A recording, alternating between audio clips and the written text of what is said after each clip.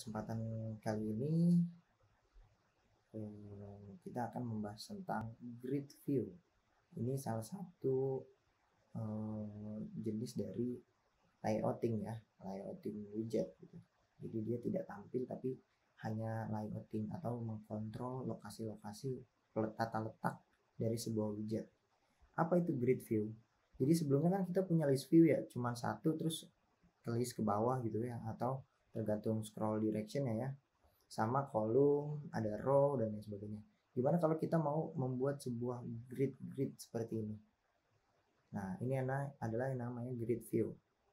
Ini ada main axis, spacing, jadi kita main axisnya berarti ke arah bawah, tapi kita punya main axisnya ini, spacingnya berapa, dan buat cross axisnya spacingnya segini. Dan ada yang namanya cross axis count, jadi ada 3 nih, 1, 2, 3. Oke, mungkin kita coba aja langsung ke demonya gimana cara ngerjainnya. Pertama-tama teman-teman seperti biasa ya, buat stateless saja, namanya my app gitu. Kemudian pasang material app, widget dasar ya. Home-nya kasih scaffold. Font yang mana kita kasih bar, mungkin title-nya sederhana aja ya, yaitu grid view. Oke, seperti ini ya. Mungkin dari sini teman-teman bisa run without debugging dulu. Kita cek.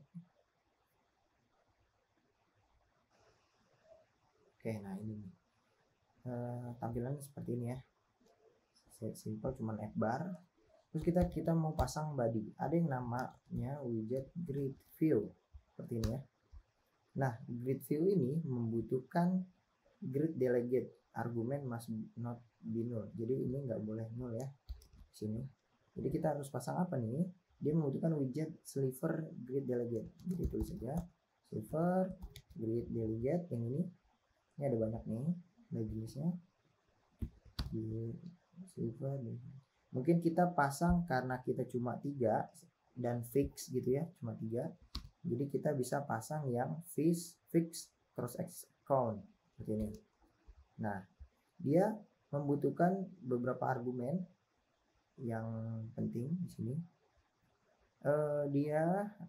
Kita buat aja. Yang pertama itu ada yang namanya cross axis count. Cross axis count itu yang ini ada 3 ya. Jadi teman-teman tulis aja 3 misalnya. Kemudian ada lagi yang namanya cross axis spacing atau main axis. Cross axis spacing itu yang ini. Jaraknya mungkin kita akan perbesar 20 pixel. Kemudian main axis spacingnya kita kasih 10 aja. Nanti ini akan kayak gimana?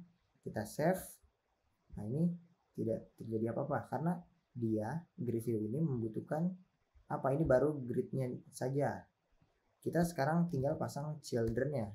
Childrennya mau apa? Jadi kita akan buat kotak-kotak dulu ya. Kotak-kotak seperti ini dan warna-warnanya berbeda-beda. Nah, mungkin di sini kita bisa buat sebuah list of container misalnya. My list namanya. Kemudian kita pasang list generate. Kita nge-generate sebuah list, misalnya kita pasang 90, banyaknya ada 90 ya. Mungkin ini indeksnya. Kita akan return sebuah container di mana container ini punya height-nya misalnya kita pasang 50, width-nya itu 150, dan color-nya kita pasang random ya. Mungkin kita pasang color titik ARGB ini 255 transparansinya, dan red green blue ini kita pasang random. Ini dia akan mengimport datmark di sini, jangan lupa. Jadi kalau ini udah otomatis ya, random titik next integer. Maksudnya apa? Random next integer, dia akan merandom nilai dari 0 sampai ke berapa? 256. Berarti dia sampai 0 sampai 255 ya, gitu ya nilainya. Nah, seperti ini. Jadi dia nanti rate-nya bakalan dari 0 sampai 255. Ini juga sama. ini juga sama. Oke, ketika sudah dibuat listnya, kita copy, kita save di sini, kita jadiin children ya, kita save seperti ini jadi. Nah, ini kok bentuknya kotak ya, padahal di sini height sama width-nya beda nih. Kita mau kasih 50.000, nah ini tidak ngefek ya. Kenapa tidak ngefek? Ini karena dia di grid delegate itu ada yang namanya child aspect ratio. Nah ini rasio secara defaultnya 1, yaitu perbandingan antara cross axis dan main axis, maksudnya lebar dan tingginya ya. Jadi kalau misalnya kita mau lebarnya 4 pixel dibanding 4:3 gitu misalnya, panjangnya 4, tingginya 3 gitu, kita save seperti ini. Jadi di sini tidak ngefek gitu, childnya itu tidak bisa diatur, kita harus pakai grid delegate-nya seperti ini ya teman-teman. Nah seperti itu. Mungkin kita mau perseginya bukan persegi panjang seperti ini tapi ke bawah, ya udah tinggal ganti aja rasionya 3:4 misalnya, save. Nah ini seperti ini. Nah di situ ya, jadi ini children ya. Dan di grid view ini juga kita bisa pasang padding, mungkin paddingnya sama-sama 10 nih. Jadi kalau misalnya cross axisnya 10 nih, yang tebal ini berubah cross axis spacingnya, yang tebal ini jadi 10 ya, kita save. Nah seperti ini. Gimana kalau mau tambahin padding?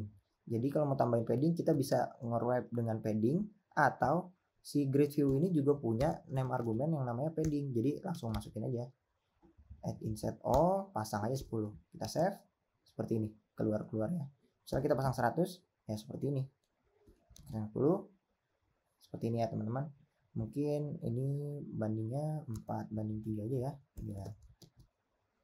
biar bisa terlihat seperti ini. Nah itu untuk grid view.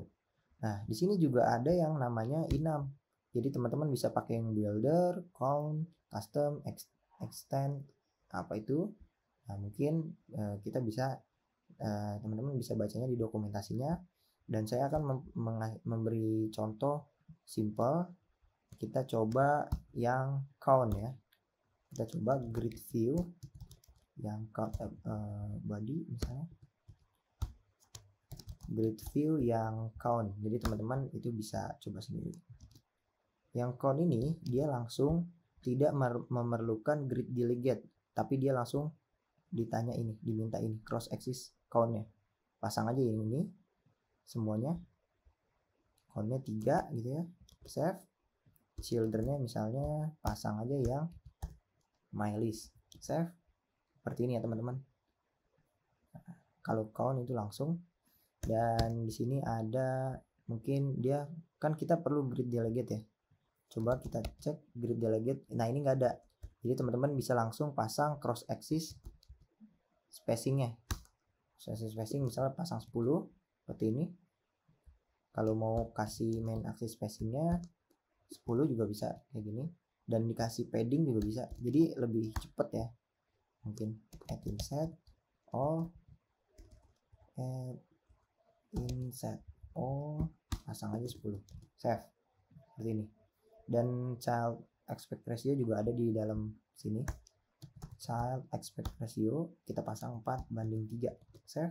Nah seperti ini ya teman-teman, mungkin lebih cepat. Mungkin teman-teman bisa coba-coba juga menggunakan grid view yang lainnya seperti grid view, builder. Nah ini membutuhkan delegate dan item builder dan lain sebagainya. Konsepnya sebenarnya sama-sama mirip-mirip ya, mungkin penggunaannya aja yang nanti teman-teman bisa bedakan gitu. Mungkin cukup sekian pelajaran tentang grid view, semoga bermanfaat. Terima kasih.